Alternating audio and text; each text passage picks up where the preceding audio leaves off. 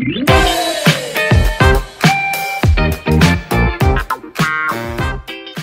vamos a ver malformaciones de vía urinaria.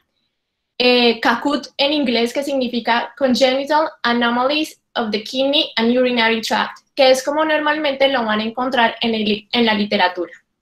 Bueno, es una charla un poco breve, porque pues abarca un gran número de malformaciones y la verdad, al ser ustedes pues estudiantes internos, quiero que sea algo más práctico y no meterme tanto con la parte molecular, genética o de embriología.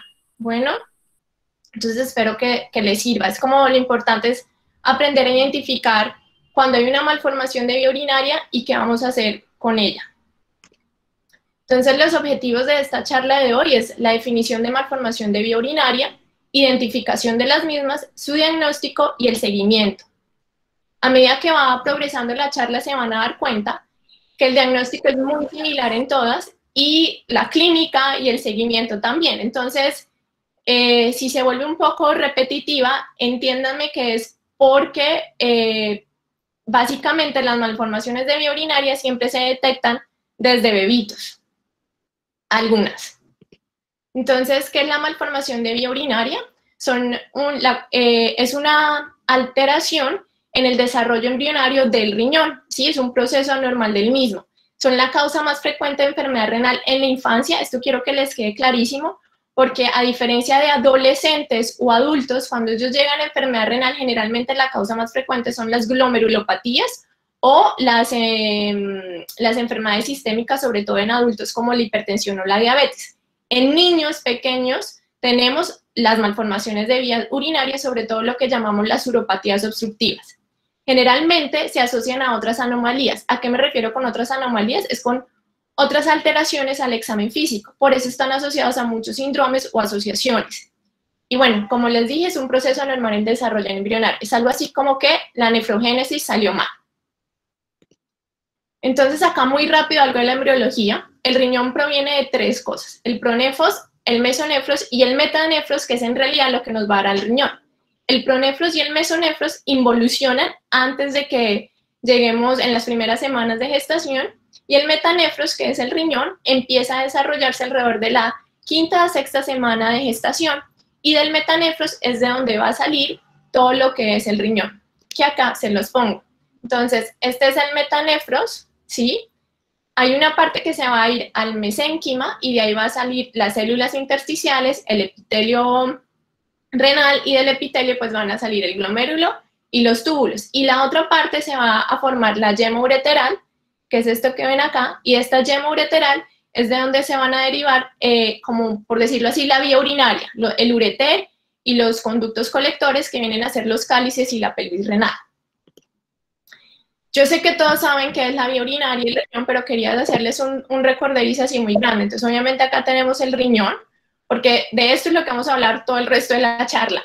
Tenemos los cálices, que son estos triangulitos chiquitos, la pelvis renal, que es esto. Entonces la orina, digamos que está acá en todo esto, el riñón, los cálices, viene hacia la pelvis, baja por el ureter, que tenemos acá, llega a la vejiga y sale por la uretra. ¿Listo? Entonces, volviendo al tema de hoy, que son las malformaciones de la vía urinaria, la gran mayoría pueden ser asintomáticas. No hay una prevalencia por lo mismo de que son asintomáticas. Entonces, generalmente, por ejemplo, las agenesias renales las tienen desde que nacen, pero nos podemos dar cuenta a los 15 años de edad. La incidencia es más o menos de 0.3 a 1.3 por cada 1000 recién nacidos, pero obviamente varía del tipo de malformación de vía urinaria. Esto es muy importante porque representan un 15 a 20% de las anomalías en la ecografía prenatal, y es actualmente lo que nos ayuda mucho en el diagnóstico de estas malformaciones. Y como les dije, en la infancia, en los niños, llegan a ser un 40-50% de las causas de necesidad de trasplante renal. Entonces, el diagnóstico, lo más importante es la ecografía prenatal. Generalmente, donde ellos pueden ver alguna alteración a nivel de los riñones o de la vía urinaria va a ser alrededor de la semana 20 a 22 de gestación. ¿Y qué pueden ver ellos en ecografía prenatal, además de ver todo el resto del bebé? La morfología renal, o sea, ellos me pueden ver si tengo dilatación del tracto urinario, me pueden ver si me falta un riñón, me pueden ver si de pronto no están bien posicionados. Importantísimo la cantidad de líquido amniótico, porque ustedes saben que el líquido amniótico se produce en la orina del bebé. Entonces, si tengo un oligoamnios, ya me puede hacer pensar que puedo llegar a tener un problema renal. Obviamente, habiendo descartado la pérdida de líquido amniótico por otras razones. Y como les dije, si tengo una alteración unilateral o bilateral. Entonces, para que no se les olvide que esto es muy importante, les puse a una mamá muy famosa, que es la mamá de Dumbo. ¿Y cómo lo confirmamos? En ecografía postnatal. Entonces, ya tengo acá a Dumbo, que ya nació, a él le voy a hacer una ecografía para evaluar si lo que me salió en la ecografía prenatal, también lo tengo en mi ecografía postnatal. Porque acuérdense en algo muy importante, la ecografía es observador dependiente, ¿no? Entonces, en la ecografía postnatal, al igual que en la prenatal, podemos ver la morfología y el tamaño renal, podemos confirmar si hay dilatación o no del tracto urinario, pero algo muy importante, si la hacemos en las primeras 24 horas de vida, probablemente el bebé no ha orinado lo suficiente y puedo ver todavía algo de dilatación del tracto urinario. Entonces, siempre, idealmente, se debe hacer al tercer día de vida o incluso alguna literatura dice que a la semana de vida. Solo lo hacemos en las primeras 24 horas cuando tenemos dilatación del tracto urinario severa, que es más o menos de 15 milímetros el diámetro AP, que ya más adelante les voy a explicar de qué les estoy hablando, o pacientes monorrenos también con dilatación del tracto urinario. ¿Listo? Y esta es la clasificación, es una clasificación que a mí me gustó porque es muy fácil. Entonces, anomalías del parénquima renal, o sea, como tal del riñón, anomalías de la migración embrionaria renal. Entonces, cuando el riñón se está empezando a formar, el metanefro, ¿se acuerdan que les decía que la yema ureteral y de ahí vienen los conductos colectores? Bueno, él empieza a migrar y cuando hay un problema en la migración, se queda a nivel de pelvis, por ejemplo, y ahí tenemos una anomalía. Y las anomalías del sistema colector renal, que es la parte también del metanefros, la yema ureteral y toda la parte que se deriva del sistema colector. Entonces vamos a empezar con las anomalías del parénquima renal. Tenemos la displasia renal multiquística, la hipoplasia renal y la agenesia renal. La displasia renal es una disrupción del patrón normal del tejido renal, es decir, mi riñoncito que se viene formando de forma adecuada va a tener una disrupción y no se va a formar como es y va a quedar un riñón no funcionante. Si tengo una displasia renal bilateral, quiere decir que mis riñones no funcionan, probablemente en la ecografía prenatal, aparte que los voy a ver pequeños con alteración de la ecogenicidad, la mamá puede tener oligoamnios y tienen una alta probabilidad de mortalidad. Es lo que normalmente uno puede encontrar en la literatura como causa en la secuencia de Potter, que es hipoplasia pulmonar, oligoamnios y displasia renal bilateral. La displasia renal multiquística es similar a la displasia renal que les acabo de contar, pero la diferencia es que en el tejido renal, en lugar de formarse el riñoncito bien bonito, va a estar llena de quistes, muchos quistes. Lo importante es que ellos no se van a comunicar entre sí, lo que me la va a diferenciar de una hidronefrosis, y es un riñón que no funciona. Estos riñones pueden ser de tamaño normal al momento del nacimiento, o pueden ser muy grandes, o pueden ser pequeños. Normalmente estos son de tamaño renal al nacimiento y a medida que el niño crece van involucionando y se van quedando pequeños. ¿Listo? Hago un paréntesis acá. Tenemos también la enfermedad renal poliquística, autosómica o recesiva. Esta no se las puse en esta charla porque no es como tal una malformación de la vía urinaria, sino es una enfermedad renal poliquística y se caracteriza porque es por una alteración genética, por eso es autosómica o recesiva. La recesiva generalmente va asociada a fibrosis hepática también, y la dominante generalmente la vemos en niños más grandecitos, pero también puede estar desde el nacimiento. Entonces, esta se caracteriza por tener compromiso de los dos riñones, o sea, voy a encontrar quiste en ambos riñones, generalmente van a ser riñones muy grandes, tan grandes que pueden comprometer los movimientos respiratorios del bebé, y son riñones que sí me funcionan, o sea, no tengo por qué tener alteración de la función renal, pero tengo mucho riesgo de dificultad respiratoria porque me causan restricción, y tengo riesgo de hipertensión por su mismo tamaño. ¿Listo? La hipoplasia renal, pues tengo un número de nefronas disminuido, voy a tener un riñón más pequeño que el contralateral, y la agenesia renal, no tengo riñón y no tengo uretero, entonces solo tengo un riñón. ¿Listo? La hipoplasia renal, a pesar de que el riñón es más pequeño, no quiere decir que no me funcione, me puede funcionar, digamos, un 30% del 50% que yo esperaría me funcionara o ver de función en una gamografía renal. Entonces acá les tengo el dibujito, la displasia renal multiquística, ahí ven todos los quistes, a diferencia del otro riñón. La hipoplasia renal, pues se ve la gran diferencia entre uno y el otro, y la agenesia renal donde no encontramos nada. ¿Listo? Entonces el diagnóstico de esto, la ecografía renal prenatal, como les dije, esto lo pueden diagnosticar en una ecografía renal prenatal bien hecha. La postnatal, pues me confirma el diagnóstico, y yo pongo acá la gamografía, no necesariamente la tengo que hacer, yo le puse confirmatorio porque, por ejemplo, en nuestro medio hay muchos niños que de pronto vienen de algún pueblo o de algún sitio donde de pronto no hay un radiólogo experto en esto y quien lo hace es el mismo ginecólogo o en su defecto un médico familiar. Y entonces cuando vemos el reporte ellos pueden confundir la multiquística con la poliquística. Y una gamografía nos puede ayudar a confirmar, porque como les dije, la enfermedad renal poliquística tengo riñones funcionantes, mientras que en la displasia renal multiquística, el riñón que tiene la displasia es no funcionante. Entonces lo que voy a ver es una gamografía de esta forma, donde solo veo un riñón. Y así lo puedo encontrar en la displasia renal multiquística y lo puedo encontrar obviamente en la agenesia renal. En una hipoplasia pueden ver es una manchita negra más pequeñita. La clínica son asintomáticas, sobre todo desde el punto de vista, las displasias renales multiquísticas normalmente se están diagnosticando en la ecografía prenatal, pero son niños que pueden pasar con ella sin hacer infección urinaria. Generalmente, como les dije al principio, pueden estar asociadas a otras malformaciones de vía urinaria, siendo reflujo la más frecuente, pero no quiere decir que por esto de una vez a todo el niño con displasia renal multiquística le vamos a pedir una uretrocistografía. ¿Vale? O sea, solo si hacemos infección de vías urinarias, que entra dentro de las manifestaciones de las mismas. La hipertensión, la displasia renal multiquística va asociada a mucha hipertensión, proteinuria leve, y lo que voy a ver es que cuando hago las ecografías de control, pues va a tener un único riñón que va a estar más grande de lo normal por una hipertrofia compensadora, dado que me falta un riñón. Esto lo puedo ver en la displasia renal, lo puedo ver en la hipoplasia y lo puedo ver en la agenesia renal. ¿Listo? Entonces acá les estaré un caso clínico para que nos quede un poquito más claro. Esta es una bebita de 14 meses de edad cuando llegó a la consulta por primera vez y como les dije, tenía un diagnóstico prenatal a las 16 semanas de riñones poliquísticos. No tenía, a la edad de 14 meses, no había hecho infección urinaria, no había hecho cuadros de fiebre, iba creciendo bien. Como antecedentes de importancia, pues un embarazo gemelar, ella fue la gemela número 1 y pesó al nacer 2.450 gramos.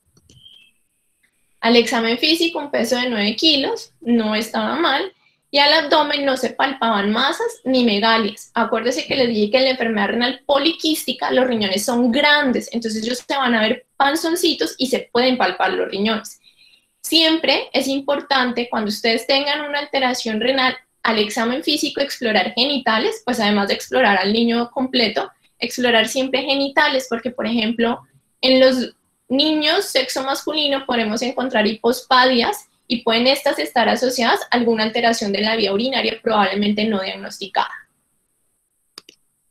Entonces, con esta ecografía prenatal y esta historia clínica, ¿cuáles son los diagnósticos que podemos tener?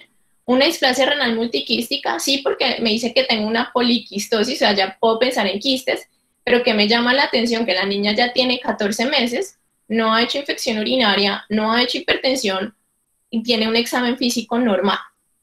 Una enfermedad renal poliquística, pues por el diagnóstico prenatal, pero como les digo, no ha hecho hipertensión y tengo un abdomen completamente normal. O una dilatación del tracto urinario. Acuérdense que cuando les hablé de la displasia renal multiquística, les dije que eran muchos quistes, pero que no se comunicaban entre sí. La dilatación del tracto urinario me refiero a lo que comúnmente conocemos como hidronefrosis. Entonces, en la hidronefrosis, muchos quistes pueden pasar como una hidronefrosis, pero lo que me la diferencia es que ellos no se comunican. La hidronefrosis voy a tener que ver todo el riñoncito, toda la parte dilatada, pues se debe comunicar. ¿Listo? Entonces se le hacen laboratorios, tengo un parcial de orina completamente normal, una nueva ecografía, donde los riñones, como les dije, están de buen tamaño, pero tengo múltiples quistes en mi riñón izquierdo, y una gamografía renal, donde no se observa el riñón izquierdo, lo que me está hablando de una exclusión funcional, porque tengo los dos riñones, ¿no? En la eco me muestran los dos riñones, pero el izquierdo, que tiene los quistes, es no funcional. Entonces entonces, con base en esto tenemos los siguientes hallazgos positivos. No tengo masa palpable, tengo una afección unilateral, porque solo tengo un riñón izquierdo con quiste, el cual tiene muchos quistes, y la gamografía, pues como les acabo de decir, tengo exclusión funcional. Entonces esto me hace el diagnóstico de una displasia renal multiquística izquierda. ¿Vale? Actualmente la niña ya tiene 4 años, pesa 14 kilos, pues no es el mejor peso, ahí va, pero tiene muy buena talla, una función renal completamente normal y un examen de orina sin proteinuria ni hematuria que me podrían hablar de signos de nefritis ya o de algún compromiso del único riñón que ella tiene, y una ecografía normal, renal que está normal, con un riñón de 9.2, o sea, sí tengo algo de hipertrofia porque para 4 añitos debería estar como en 7, casi 8, y a los 4 años ya no visualizan el riñón izquierdo. Acuérdense que al principio les dije que en las displasias renales multiquísticas, estos riñoncitos se pueden ir volviendo pequeños al punto de llegar a involucionar. Bueno, y ahora pasamos con la alteración de la migración renal. Entonces son dos grandes, el riñón en herradura, que es el que ven acá, y acá les puse la herradura, ¿sí? En inglés esto se llama horseshoe, entonces por eso esto lo asimilaban a esto y se llama herradura. Es porque acá, por el polo inferior, sus riñones van a estar fusionados o unidos. Y la otra alteración de la migración renal es la ectopia renal. Quiere decir que este riñoncito no logró ascender hasta el límite normal y se quedó en pelvis. Hay casos de riñones torácicos, pero son extremadamente raros. Bueno, el diagnóstico, lo que les dije, la ecografía renal prenatal me puede hablar de riñón en herradura o de riñón ectópico, pero es un poco más difícil de diagnóstico prenatal, por eso no es tan frecuente verlo en una eco prenatal. La ecografía renal postnatal, pues obviamente me lo confirmaría, y la gamografía es otra vez la confirmatoria, porque ella me muestra aquí como tal la unión, ¿sí? Donde se la señalé, y pues en un riñón ectópico me va a mostrar la manchita negra por acá abajo en pelvis, que es el riñón, ¿vale? Generalmente este riñón ectópico suele ser un poquito más pequeño que el riñón normal y va a funcionar un poco menos que el riñón normal. La clínica, al igual las sintomáticas, estas son de las que pueden pasar desapercibidas muchos años. También pueden dar infección de vías urinarias, acuérdense que pueden estar asociadas a otra malformación de vía urinaria, siendo el reflujo la más frecuente. Hipertensión y algo importante, sobre todo en el riñón en herradura, tienen mayor riesgo de desarrollo de tumores renales que riñones sanos. Y este riñón en herradura es muy frecuente que lo encuentren asociado al famoso síndrome de Turner. Entonces acá también les traigo otro caso clínico para que les quede más claro. Una niña de 12 años cuando llega por primera vez a la consulta, ella estaba en seguimiento por endocrinología, por obesidad, de repente hizo un dolor abdominal y dijeron, bueno, vamos a hacerle una eco de abdomen total a ver qué encontramos, y oh sorpresa, un riñón en herradura. Los riñones en herradura no duelen a menos que cause infección urinaria. Ella no había tenido infección urinaria, nunca le habían dicho que estuviera hipertensa y nunca había tenido antecedentes de sangre en orina. Antecedentes para la enfermedad actual de importancia o para un riñón en herradura no hay. Al examen físico, efectivamente está un poco gordita. Y vuelvo y les repito, genitales completamente sanos y no estaba hipertensa.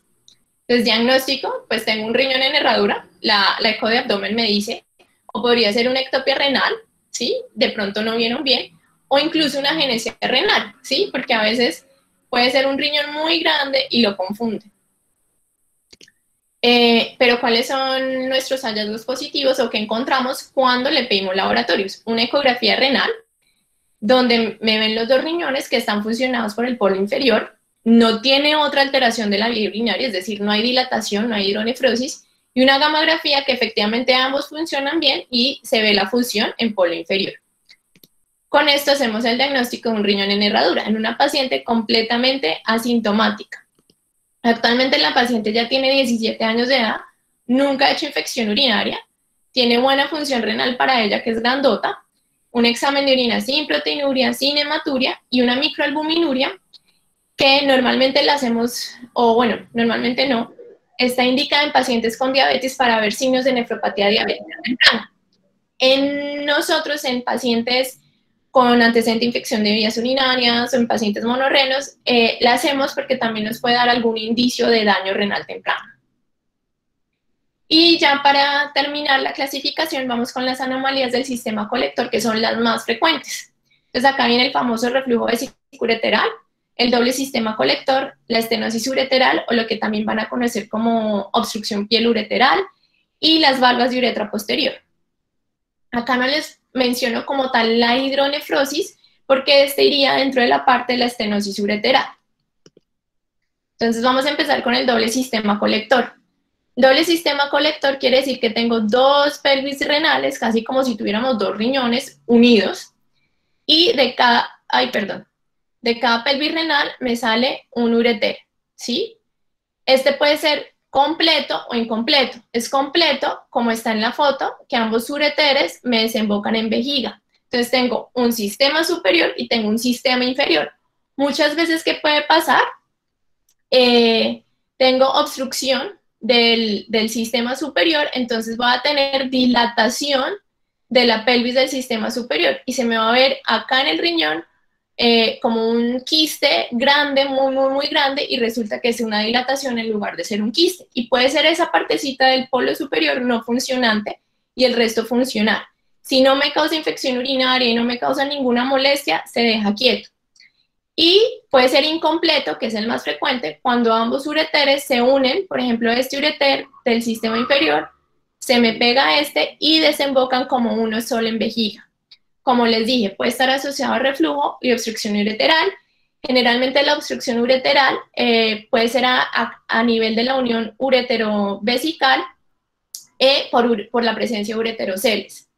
Este es muy difícil que hagan el diagnóstico prenatal, por eso normalmente el diagnóstico es a través de la ecografía renal postnatal o en niños más grandecitos. También pueden pasar desapercibidos porque pueden ser asintomáticos si no estoy asociado ni a reflujo ni a obstrucción. Bueno, y acá ya les hablo del reflujo vesicoureteral. Es la más frecuente y el diagnóstico sí o sí es la ureterocistografía miccional. Entonces acá les pongo la fotico donde está normal, la orina es lo morado y vemos que no se sube nada. Y acá pues ya vemos que se regresa hasta las pelvis renales. Acuérdese que el reflujo tiene 5 grados. Entonces acá les puse la fotito. Normal, grado 1.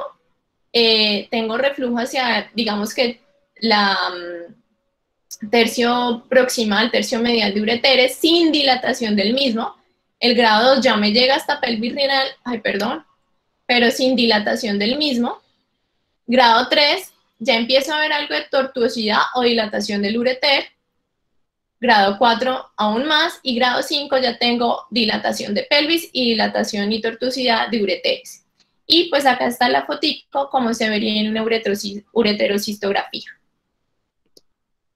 Las anomalías del sistema colector, seguimos ahora con la estenosis ureteral o la obstrucción piélica ureteral. Es la causa más frecuente de dilatación del tracto urinario y esta puede estar a nivel de la unión piel-ureteral, es decir, la pelvis y el ureter, o sea, arriba, y me va a causar la hidronefrosis, o puede estar a nivel del uretero vesical, o sea, abajo, vejiga con ureter, y me puede causar una hidroureteronefrosis, como les mencioné del ureterocele anteriormente.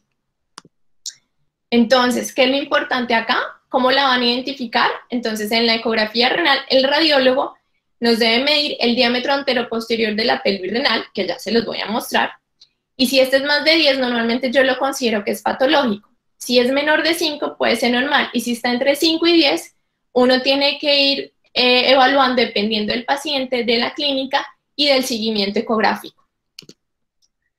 Entonces, quería recordarles que es lo mismo que decir ectasia pielocalicial o es lo mismo que decir hidronefrosis.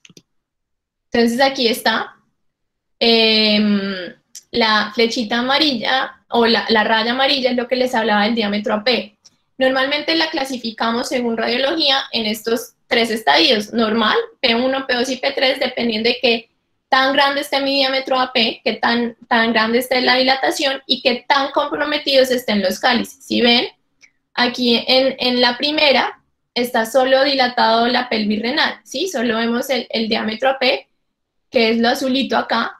En la segunda ya vemos a ver cierto compromiso de cálices, pero en la tercera ya se ven todos los cálices dilatados, y es lo que a veces ustedes pueden encontrar en la literatura, o que muchos de nosotros le podemos decir que parecen las orejitas de Mickey, la carita de Mickey, porque la pelvis renal sería, ay Dios, perdón. La pelvis renal sería, perdón otra vez, sería la carita de Mickey y las orejitas serían los cálices. Y la hidroureteronefrosis es lo que vemos que está todo dilatado el ureter, porque tengo la obstrucción a nivel de la vejiga. Listo, y ureter. Y las valvas de uretra posterior. Las valvas de uretra posterior son muy conocidas y son muy importantes para nosotros, porque son la causa más frecuente de falla renal, es decir, el bebé ya nace con una enfermedad renal crónica. Es una aparición de pliegues que causan una obstrucción al flujo urinario en la uretra, es decir, ya al final de toda la vía urinaria. Solo se da en niños varones, por eso les puse al bebito increíble. Y como les dije, la uropatía obstructiva más frecuente de falla renal, el diagnóstico generalmente se hace en la ecografía prenatal, y donde se ve una vejiga muy dilatada y voy a tener hidronefrosis bilateral. Entonces, ¿qué quiere decir esto? Como tengo obstrucción a nivel de la vejiga, se me dilata la vejiga y esto se me empieza a dilatar todo al punto de llegar a los riñones. Y lo confirmo, en este caso no con gamografía, sino con una uretrocistografía miccional. Esta es una ureterocistografía de un niñito con valvas. Aquí donde está la flechita azul es donde les muestro, donde hay como una disminución del calibre, y es donde estarían las valvas, ¿sí? Y esto es su vejiga, que ya está muy dañada. Esto es un caso real, no fue un diagnóstico prenatal tristemente, sino ya cuando el bebito tenía más de un añito de edad, entonces ya el compromiso era muy grande, y este chiquito ya está en una enfermedad renal crónica estadio 4, y a él se le tuvo que hacer una derivación a nivel de vejiga. Entonces aquí está el dibujito, donde les explico bien lo de las valvas. Entonces las valvas están aquí, por eso se me aumenta toda la presión, dilatando la vejiga de esta forma, dilatando ureteres y llegando a ver también una hidronefrosis o una dilatación del tracto urinario bilateral. Entonces son bebitos que ya de base nacen con una displasia renal. Y por esta razón es de las causas más frecuentes de enfermedad renal crónica en la infancia, en niños, y digamos que podría ser de las únicas malformaciones de vía urinaria que necesitan una cirugía temprana.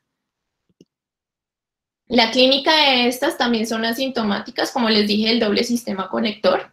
Las infecciones de vías urinarias, digamos que son el cardinal, porque el reflujo está asociado a infección de vías urinarias, la dilatación del tracto urinario está asociada a infección de vías urinarias, más abdominal, porque si tenemos una dilatación muy grande, pues se va a poder palpar el riñón, y enfermedad renal crónica, porque como les dije, también son la causa más frecuente de enfermedad renal crónica en la infancia, y sobre todo las valvas de uretra posterior, que ya nacemos con algún grado de falla renal.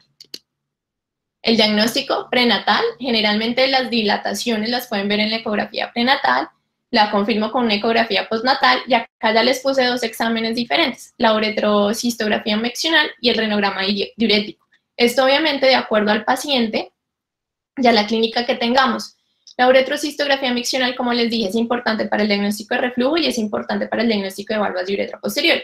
Y el renograma diurético generalmente lo voy a utilizar en casos que tenga duda de si tengo una estenosis pielo-ureteral. Ya se las voy a explicar. Entonces acá tenemos la cistografía, ¿sí? Acuérdense que en la cistografía le ponemos una sonda por la uretra, ponemos medio de contraste, entonces se me llena la vejiga, que es lo que voy a ver ahí, y después dibuja si tengo reflujo o no, o no sé, o no voy a ver nada si no tengo reflujo. Y en las valvas pues van a ver una vejiga muy dilatada, lo que comúnmente uno conoce como arbolito de Navidad. Y, perdón, en el renograma diurético, que es lo que les dije cuando tenemos sospecha de una estenosis pielureteral, entonces me inyectan medio de contraste por la venita. Es un examen de medicina nuclear, puede ser con MAC3 o con DTPA, y van a ver cómo lo voy eliminando. Entonces, considero que está obstruido cuando el tiempo de eliminación es mayor a 20 minutos, ¿sí? O tengo una curva, como en este caso se ve la curva azulita que cae, desciende, pero la curva roja no desciende. Entonces, quiere decir que tengo una obstrucción. Y después, si vamos a ver las fotitos, vemos que donde les tengo la flechita, el medio de contraste se demora en eliminarse. O sea, se sigue pintando ese riñoncito más que el contralateral, lo cual me habla, y al final, que es esta, ya se ve que el otro no se pinta y solo se pinta uno. Eso me habla de una posible obstrucción. Entonces, aquí también les voy a contar unos casos. Este es un bebito de 5 meses, sexo masculino, cuando llega a la consulta. Viene con un diagnóstico prenatal de una dilatación del tracto urinario, de una ectasia pielica izquierda o de una nefrosis izquierda. No ha tenido infección urinaria, no hay antecedentes de importancia. El examen físico, nada positivo, solo fimosis. Y viene ya con ecografía realizada a los 2 meses de edad. No se la realizaron ni al primer día ni a los 3, sino a los 2 meses de edad, donde se ve riñones de buen tamaño y una pelvis renal derecha de 7 milímetros. Y un parcial de orina con una leucoesterasa de 50, pero pues nada más, y es bebito, probablemente fue una muestra recolectada con bolsa, que es lo más frecuente en nuestro medio. Entonces tengo una pelvis renal derecha de 7. ¿Se acuerdan que les dije que más de 10 es cuando uno considera sí o sí patológica? Entre 5 y 7 queda como la duda. Entonces tengo un bebito de 5 meses, creciendo bien, no me ha hecho infección urinaria, y con una pelvis renal derecha de 7 milímetros. Entonces, estoy pensando que sí, efectivamente tengo una dilatación del tracto urinario, pero por el momento no necesito más exámenes. Es decir, si no me ha hecho infección urinaria, no tengo por qué hacerle una uretrocistografía miccional. Es solo un riñón, entonces no tengo por qué pensar cosas muy feas como valvas de uretra posterior. Es seguir el seguimiento ecográfico. Si me hace infección urinaria, ya tengo que mandar una uretrocistografía y básicamente eso, ¿vale? Acá hay otro caso clínico. Este bebé tiene 15 días, también es un niño, y tuvo un diagnóstico prenatal a las 24 semanas de edad gestacional, también de dilatación del tracto urinario superior, pero acá ya tenemos una pelvis renal izquierda de 10 milímetros. A este bebé, a las 48 horas, le hacen una ecografía postnatal, donde muestra que de 10 ya vamos en 12 y ya me están hablando del ureter, que tiene 7 milímetros. Niega infección de vías urinarias, tenía un peso de 3.600, una talla de 52 y el examen físico nada positivo. Llegó a la consulta a los 11 días de edad.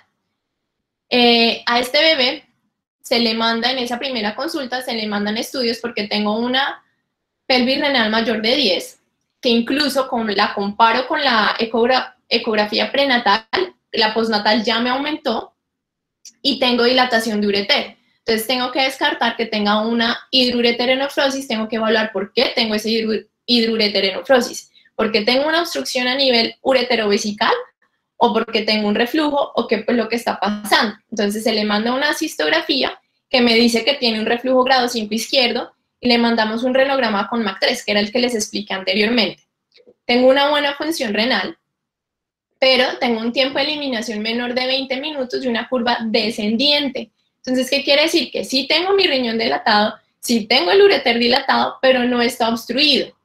Entonces, esto me habla de que tengo una hidroureteronefrosis izquierda con reflujo, lo que llamamos un megaureter refluyente no obstructivo.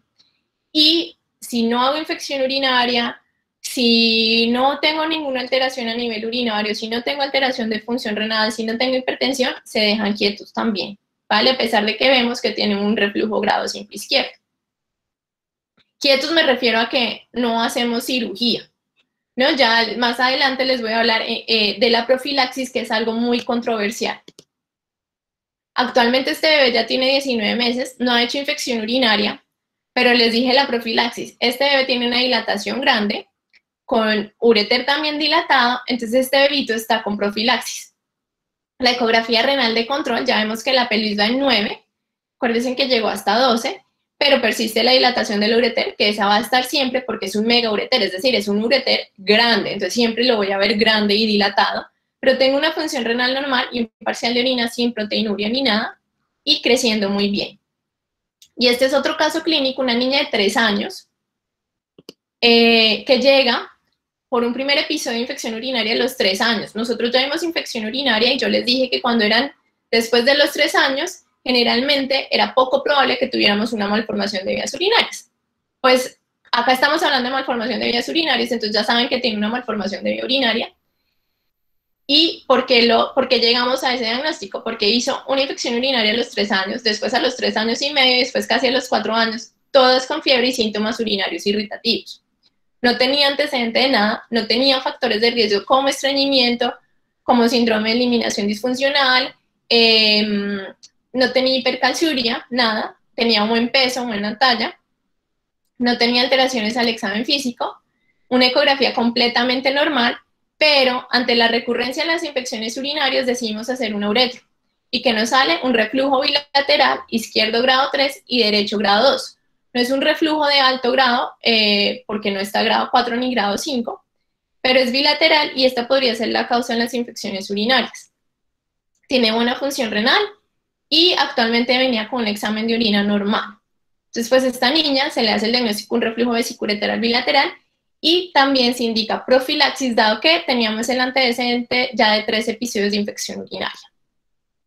Entonces, ya vieron diferentes escenarios de cuándo podíamos tener una malformación de vías urinarias, cómo las podíamos sospechar, en quién las podíamos sospechar y cuáles eran las cosas que nos podían ayudar. Entonces, ¿cómo es el abordaje en sí de todas estas? Uno, lo más importante, y como siempre les he dicho, la historia clínica. Entonces, si a usted les llega un niñito con una infección urinaria o les llega con una masa palpable o le dice a la mamá, es que tengo antecedente en la ecografía prenatal de dilatación del tracto urinario. Pregunten las ecografías prenatales, son súper importantes. El antecedente de oligoamnios, como les expliqué, el líquido amniótico es producto de la orina del bebé. Entonces, si tenemos oligoamnios, ya me habla de alteración renal. Antecedente de infección de vías urinarias, antecedentes familiares, el reflujo, la agenesia renal, el doble sistema colector, todos pueden llegar a la displasia renal, todos pueden tener antecedente familiar. El reflujo, por ejemplo, si mi hermana tiene reflujo, yo puedo tener un 25% o un 50% también de tener reflujo. Entonces es importante los antecedentes familiares. El examen físico es muy importante. El crecimiento. Niños, por ejemplo, con reflujo, pero con infecciones urinarias recurrentes. Niños con valvas de uretra posterior, que por alguna razón no la diagnosticaron a tiempo. Son niños, como les dije, que tienen ya falla renal. Entonces no van a crecer, pueden no crecer bien, entonces pueden estar pequeños o para la edad o pueden tener bajo peso. Siempre buscar otras anomalías, entonces porque es importante descartar otros síndromes. Entonces, por ejemplo, el Turner, el riñón en herradura, entonces son niñas con cuello corto, pequeñas para la edad. El Down puede tener dilatación del tracto urinario. El Beckwith-Wiedemann, que son niños grandes, también pueden tener dilatación del tracto urinario. El Prion-Belly, siempre voy a tener compromiso del tracto urinario, ¿sí? Entonces, por eso es importante siempre buscar otras anomalías. Acá les voy a hacer un paréntesis. Anteriormente, siempre que veíamos apéndices preauriculares, decían tiene alteración renal. Todavía muchos ven apéndices preauriculares y hacen ecografías, unas salen normales y otras pueden llegar a salir algo. La apéndice preauricular ya no es igual a malformación de vía urinaria. Bueno, a diferencia, por ejemplo, de si vemos alteraciones en los genitales, como les hablé de las hipospadias, si vemos alteración en extremidades, puedo tener alguna asociación también. Por ejemplo, el Bacter está asociado a alteración en extremidades y también puedo tener agenesia o alguna malformación renal. Listo, siempre es importante buscar la presencia de otros síndromes. Yo no me metí con síndromes porque acá les traigo solo partes de tablas que hay en un libro de nefrología pediátrica, donde van a ver un montón de síndromes. Entonces, por ejemplo, acá está una tabla donde los que se asocian con displasia renal, el Beckwith, el Bardet-Biedl, el Alagille, el Cornelia, todos los estudios de mamá diabética, ¿sí? Después acá con riñón en herradura, la anemia de Fanconi, el Turner que está abajo, la asociación Barter, toda la trisomía, la estenosis pilórica, ¿sí? Después acá con hidronefrosis omegaureter, el Bardet-Bill, el Charge, el Cornelia de Lash, también pacientes hijos de mamá diabética, el alcohol fetal, ¿sí? Entonces son muchos, pero siempre, por eso es importante siempre evaluar otras anomalías al examen físico que podamos encontrar. El abordaje, entonces, son los exámenes complementarios que vamos a hacer y ellos en qué nos van a ayudar. Una, a confirmar el diagnóstico prenatal, por eso entonces les ponía ecografía postnatal, ¿sí? Porque me confirma lo que me dice la eco prenatal. Evaluar rápidamente presencias de causas tratables. Valvas y uretra posterior las tengo que operar en los primeros días de vida. Hidronefrosis en pacientes monorrenos, tengo que de una vez evaluar qué me está obstruyendo y entrar a corregir esa parte. Y evaluar obviamente la funcionalidad de los riñones, ¿no? Porque, por ejemplo, puede ser que me nazca un niño con un riñón sano y el otro riñón una hidronefrosis, que ya es lo que llamamos una bolsa hidronefróstica, que no me va a ayudar, perdón, que no me va a funcionar. Entonces ese riñón, ¿para qué lo opero si no me va a funcionar? Más bien lo dejo ahí quieto. Si no me molesta, si no me da infección urinaria, no me da hipertensión, no me altera la función renal, ahí él se queda quietito. ¿Listo? ¿Cuáles son los exámenes complementarios? Acá vuelvo y les repito, la ecografía renal es muy importante. Función renal, como les dije, en valvas de uretra posterior, ellos ya nacen con alguna falla renal. Y los demás no, pero siempre es importante hacer un seguimiento de la función renal. El parcial de orina a mí me encanta porque nos puede decir si hay inflamación, si está defectos de la concentración, defectos de la acidificación, que son defectos muy pequeñitos que pueden empezar ya a hablarme que tengo algún daño renal. Obviamente la gamografía la vimos en las primeras alteraciones, que es la displasia renal, hipoplasia o la genesia, es muy bueno porque nos ayuda a confirmar ese diagnóstico, pero en las alteraciones del sistema colector, pues ya no se las mencioné tanto porque solo la haríamos si tenemos infección urinaria o si quiero saber la función renal global de alguno de mis riñones. A diferencia que la uretrocistografía miccional, esta sí la haríamos en las alteraciones del sistema colector porque es la que me hace el diagnóstico de reflujo, es la que me ayuda en el diagnóstico de valvas, y solo la haríamos en agenesia o en hipoplasia o en displasia si tengo antecedente de infección urinaria. No tengo por qué hacerla, así yo sepa que se me puede asociar en algún grado de reflujo o alguna alteración de vía urinaria, no tengo por qué hacerla si el niño está completamente asintomático. Y acá les quiero hacer otro paréntesis, ¿por qué? Porque, digamos, generalmente estas malformaciones de vía urinaria los vemos en los bebitos, ¿no? Entonces me nace el bebé con la dilatación de la vía urinaria, con una hidronefrosis más de 10 milímetros, entonces yo ya le quiero hacer la ecografía, ya le quiero hacer la función renal y todo, pues tengo que tener en cuenta que la creatinina los primeros 3, incluso 5 días, es el reflejo de la creatinina materna, entonces me va a salir alta, ¿sí? Entonces, es mejor esperarme mínimo 3 días para poder hacer función renal. Función renal me refiero a creatinina y también les hablé de la ecografía. Solo esta la hacemos pues en casos muy severos, como les expliqué, dilataciones mayores de 15 o pacientes monorrenos con dilataciones también muy grandes. Y que es lo importante de la creatinina, tengo que tener en cuenta los valores para la edad. Entonces aquí les traje la tablita donde va el valor de la creatinina por la edad de cada paciente.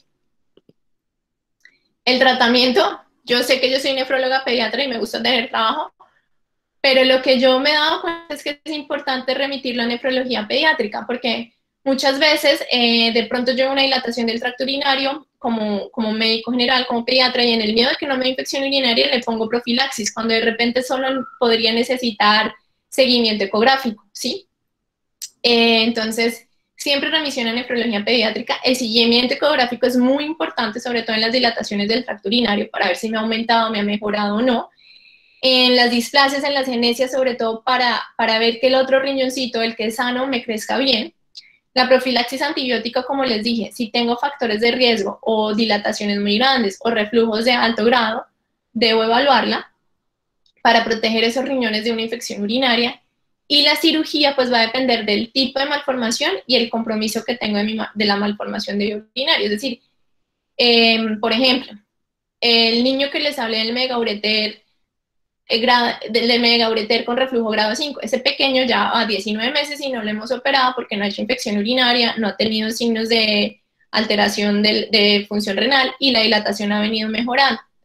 Pero digamos que esta dilatación en lugar de mejorar me empeorara, pues ahí yo tendría que, yo no, porque yo no opero, el urólogo tendría que entrar a evaluar si opera ese reflujo o buscamos un ureterocele, o bueno, si tuviera un ureterocele, buscamos funcionar ese ureterocele que es el que me pueda estar causando la obstrucción. Y siempre en valvas de uretra posterior se entra a hacer resección de las mismas. Y el seguimiento, ya son niños que los pueden ver ustedes en su consulta, porque probablemente por nuestro sistema algunos viven muy lejos para llegar o lo que sea. Importantísimo en el examen físico el desarrollo ponderal, ¿no? Peso, talla, siempre. Y el hallazgo de hipertensión arterial. Y en los exámenes, como les hablé ahorita el parcial de orina, a mí me parece divino. Entonces, evalúa los defectos de concentración, presencia de proteinuria hematuria, me hace el diagnóstico de infección urinaria, obviamente la creatinina y obviamente la ecografía de vías urinarias. Entonces, esto fue todo. Les dejé estos riñoncitos tiernos porque generalmente las malformaciones de vías urinarias son de los más pequeños. ¿Preguntas? ¿Dudas? Muchas gracias. Hay un par de preguntas. Bueno, de hecho hay una. Y la primera, y nos dice, bueno, es una doctora que trabaja en primer nivel y si tiene un paciente con ecografía prenatal con alteración y nace en el centro de salud, ¿debe remitirlo para valoración por pediatría o puede dejarle ecografía ambulatoria? Y también pregunta si iniciaría antibiótico. Bueno, entonces, primero es qué alteración tienes en la ecografía prenatal, ¿no? Entonces, yo les hablé en el caso del bebito del megaureter, que ese bebito venía con una ecografía prenatal realizada a las 24 semanas, donde me hablaba de una dilatación renal izquierda de 10 milímetros, y la postnatal ya me había aumentado a 12, ¿sí? Si tu ecografía prenatal te habla de una dilatación renal unilateral, y es niña o es niño, y no es más de 10, puedes dejarlo para hacerlo de forma ambulatoria, una nueva ecografía, la ecografía postnatal, hacerla en una semana, en 15 días, y no tienes por qué iniciar antibióticos si el niño se ve bien. Si la dilatación es bilateral, ¿sí? Sí es importante que pongas prioritario la ecografía para hacerla mínimo en 3 a 5 días y mandarlo a pediatría. Y si esta dilatación, porque puede ser bilateral, pero puede ser de 5 y 4, tranquila, pero si esta dilatación bilateral es más de 5, más de 10, sí de pronto iniciar antibiótico. Digo de pronto porque pues hay que evaluar todo el contexto del paciente. Y si es una dilatación unilateral, pero fijo ya es más de 10, también remisión prioritaria para ecografía en 3 días a una semana y a ese le inicias profilaxis antibiótica. En bebitos podemos iniciar sin problema amoxicilina, ¿vale? A 25 miligramos por kilo. ¿Listo? Muchísimas gracias a todas y a todos quienes nos acompañaron en la noche de hoy, en nuestra primera sesión de nuestro curso de actualización de temas esenciales en pediatría. Y bueno, esperamos que haya sido del agrado de todas y todos.